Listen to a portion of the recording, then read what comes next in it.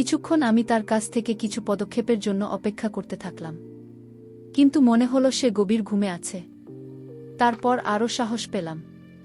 নিজের উপর একটি চাদর নিয়েছিল। চাদরের নিচে সে গভীর ঘুমে মগ্ন ছিল। আমি 5 মিনিটের জন্য এভাবে চাদরের উপর আমার হাত ঘোরাতে থাকলাম, কিন্তু সে কোনো রেসপন্স করবে না। ঘরটা খুব অন্ধকার, বাইরে থেকে প্রবল বৃষ্টির শব্দ ভেসে আসছে। এবার আমি আরও সাহস পেলাম আর একটু এগিয়ে গেলাম। এখন ওর আর আমার দূরত্ব অনেক কমে গেছে, কিন্তু আমি যখন ওর চাদরের মধ্যে হাত রাখলাম তখন সে আমার হাতটা ধরে ফেলে, এবং তারপর এমন একটি জায়গায় রাখো যে আমি নিজেকে আর আটকাতে পারলাম না। তাহলে আসল ঘটনাটি বলি। ম্যাট্রিকুলেশন পরীক্ষা দেওয়ার পর আমি ফিরছিলাম, এবং এই মুহূর্তে আমি বিশ্রাম এবং ভ্রমণ ছাড়া অন্য কিছু নিয়ে ভাবতে চাই না। কিন্তু আমাকে ফ্রি দেখে আমার পরিবারের সদস্যরা আমার দ্বারা সব কাজ করিয়ে নেওয়ার কথা মনে করতেন। কখনো সবজি, আবার কখনো দুধ শেষ। কিন্তু আমার পরিকল্পনা মতো কিছু ঘটছিল না। আমি এই অবসর সময়ে কিছু করতে চেয়েছিলাম, এবং এই সমস্ত সময় কাটানো খুব কঠিন মনে হচ্ছে। বন্ধুদের নিয়ে কিছু হুল্লোড়ি অনুষ্ঠান করব ভেবেছিলাম, কিন্তু সবার কিছু না কিছু সমস্যা থাকায় বাধ্য হয়ে তাও হতে পারে। একদিন মা আমাকে মাসির কাছে যেতে বললেন, আমি কিছু জিনিস পাঠাতে চাই। আর যাই হোক, তোর মাসি তোকে অনেকবার আসতে বলেছে, কিন্তু তুই কিছুতেই যাচ্ছিস না। আমার মাসি লগ্নতে থাকতো এবং আমি সেখানে যেতে পছন্দ করতাম না, তাই গত 20 বছর তার কাছে যাইনি। হয়তো না বলতাম, কিন্তু তারপর ভাবলাম বাড়িতে না থেকে মাসির বাড়ি যাওয়াই ভালো। সেখানে কিছু হুল্লোড় হবে এবং আমার সময় কেটে যাবে। না হলে আমার সব ছুটি বাড়িতে শুয়েই নষ্ট হয়ে যাবে। দিন পর দিন রওনা দিলাম লখনৌতে মাসির বাড়ি। আমার মাসি আমাকে দেখে খুব খুশি হলেন। মাছের বড় মেয়ের বয়স বছর এবং ছেলের বয়স 10 বছর। তারা দুজনেই স্কুলে গিয়েছিল। মেসো বাড়িতে ছিল না। মেসোকে অন্য শহরে বদলি করা হয়েছে, তাই শুধু শেষ সপ্তাহে একবার আসে। খাওয়া দাওয়া শেষ করে টাইম পাস করার জন্য ছাদে গেলাম। ছাদে একটা বিশাল খোলা জায়গা ছিল, আর একদিকে 2টা রুম ছিল যার মধ্যে একটা দোকান বানানো হয়েছে, আর অন্যটা দেখে মনে হচ্ছে ঘরের অবস্থা যা এটি কখনো কখনো ঘুমানোর জন্য ব্যবহৃত হয়। সেই ঘরের মাঝখানে একটা ছোট খাট বিছানা ছিল, এবং সেই খালের 2 পাশে বিছানা ছিল না। ঘরের একপাশে একটি ছোট চা গাছ ছিল, যার মধ্যে একটা স্টোর রুম বানানো হয়েছে, আর অন্যটা দেখে মনে হচ্ছে ঘরের অবস্থা যা এটি কখনো কখনো ঘুমানোর জন্য ব্যবহৃত হয়। সেই ঘরের মাঝখানে একটা ছোট খাট বিছানা ছিল এবং সেই খালের 2 পাশে বিছানা ছিল। ঘরের এক পাশে একটি ছোট শৌচাগার ছিল, যার অবস্থা বলে যে এটি খুব কমই ব্যবহার করা হয়। আমি ছাদের দেওয়ালে উকি দিয়ে মহল্লার আঁচ নিলাম, কিন্তু আকর্ষণীয় কিছুই দেখতে পেলাম না। আমি নিচে এসে মাসির সাথে কথা বলতে ব্যস্ত হয়ে গেলাম। কিছুক্ষণ পর বাইরের দরজা খুলে স্কুলের সাদা ইউনিফর্ম পরা একটা ফর্সা সুন্দরী মেয়ে ঘরে ঢুকলো। তারা সার ভঙ্গি দেখেই বুঝতে পারলাম সে আমার মাসির মেয়ে। অন্য কোথাও দেখলে হয়তো চিনতে পারতাম না, কারণ সে পুরোপুরি বদলে গেছে। সূর্যের আলোর কারণে তার সাদা রং চকচক করছিল। শেষে আমাকে নমস্কার জানান যে আমি ভালোভাবে উত্তর দিলেও সে বিশেষ কোনো রেসপন্স না করে রুমের দিকে চলে গেল। জামাকাপড় পাল্টে খাওয়া দাওয়া সেরে খাতা খুলে পড়াশোনায় ব্যস্ত হয়ে পড়ল। আমি তার সাথে পড়াশোনা নিয়ে কথা বলতে লাগলাম। সে শুধু উদাসীনভাবে আমার মন্তব্যের প্রতিক্রিয়া করছিল, তাছাড়া আর কোনো কথাই বলছিল না।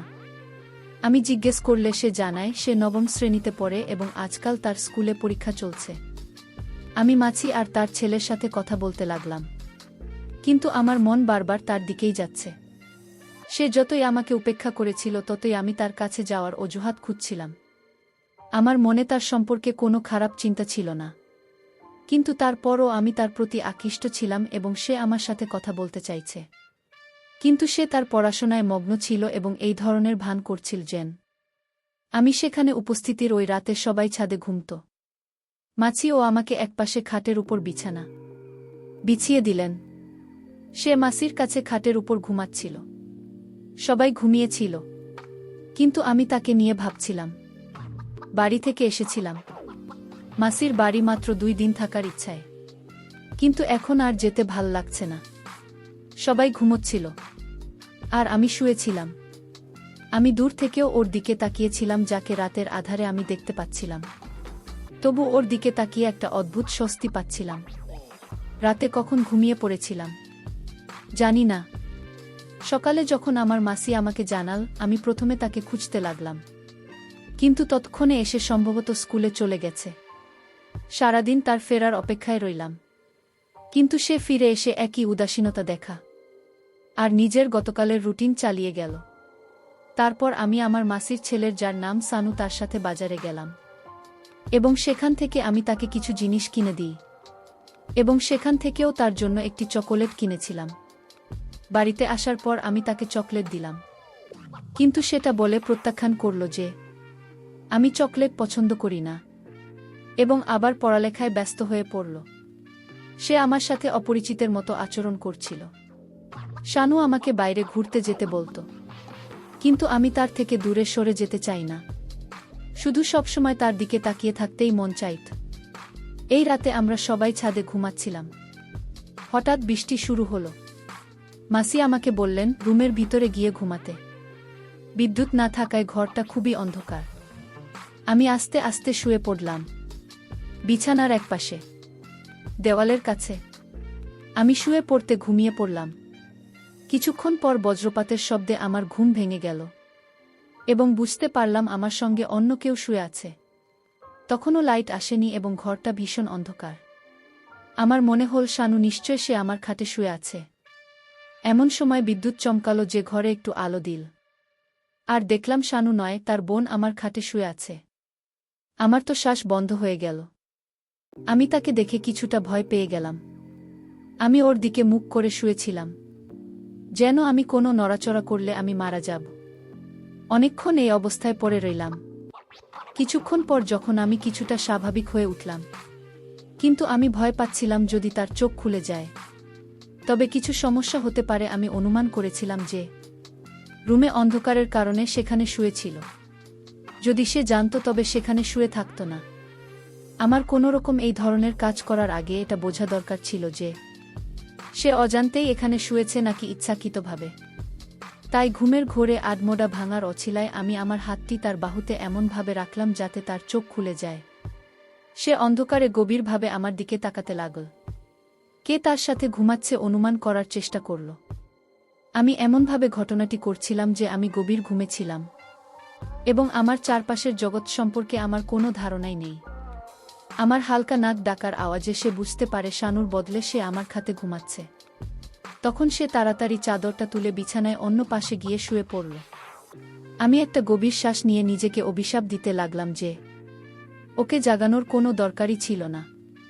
এই অবস্থায় অন্তত আমার কাছে শুয়েছিল। এখন জানি না এমন সুযোগ আর পাব কিনা। পরের দিন সে আগের মতোই আচরণ করল।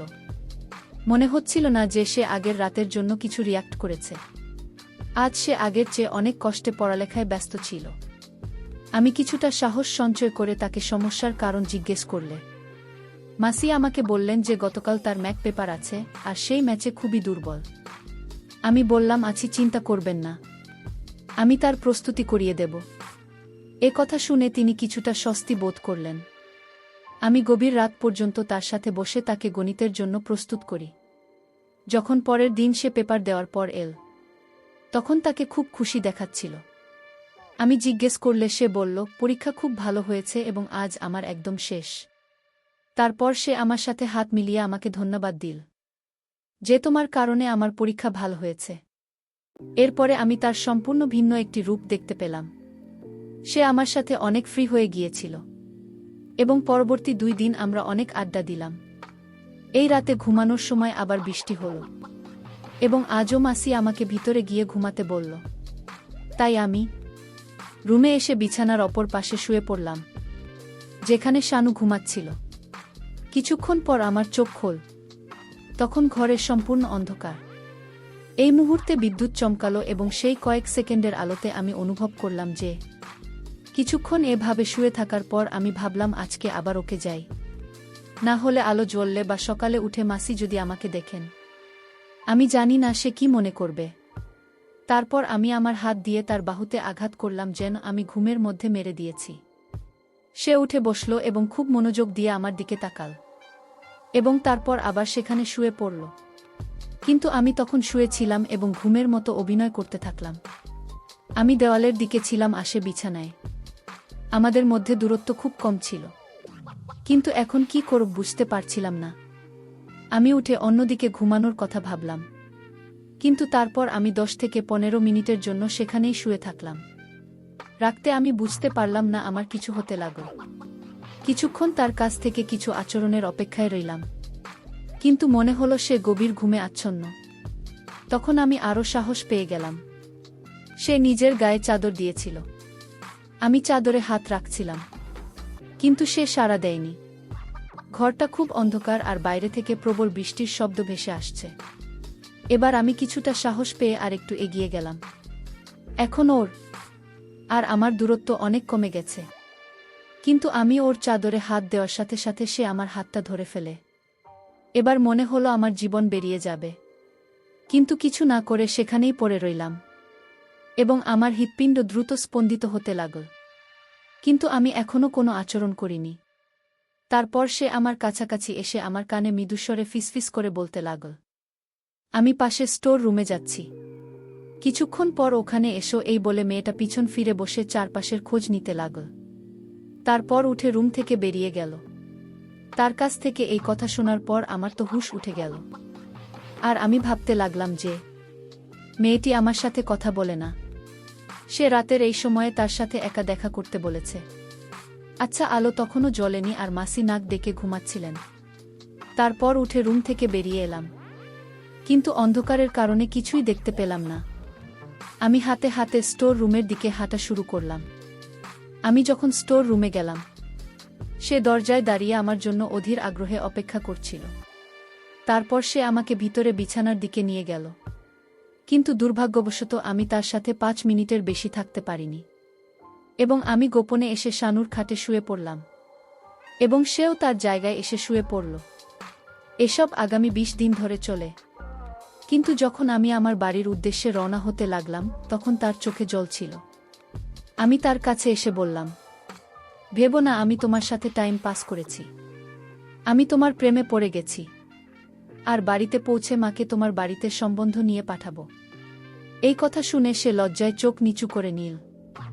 আমি ওর চোখের জল মুছে দিলাম এবং আমার বাড়িতে পৌঁছে আমার বাবা মাকে ওদের বাড়ি পাঠিয়ে দিলাম। সম্বন্ধের জন্য আমার বাবা মায়েরও কোনো আপত্তি ছিল না। তারপর আমার মাসি ও রাজি হয়ে গেলেন আর এভাবে আমাদের বিয়ে হয়ে গেল। গল্পটি সমাপ্ত হলো। বন্ধুরা, গল্পটি আপনাদের কেমন লাগল অবশ্যই কমেন্টের মাধ্যমে জানাবেন। আমি আপনাদের সকলের কমেন্টের উত্তর দেওয়ার চেষ্টা করব।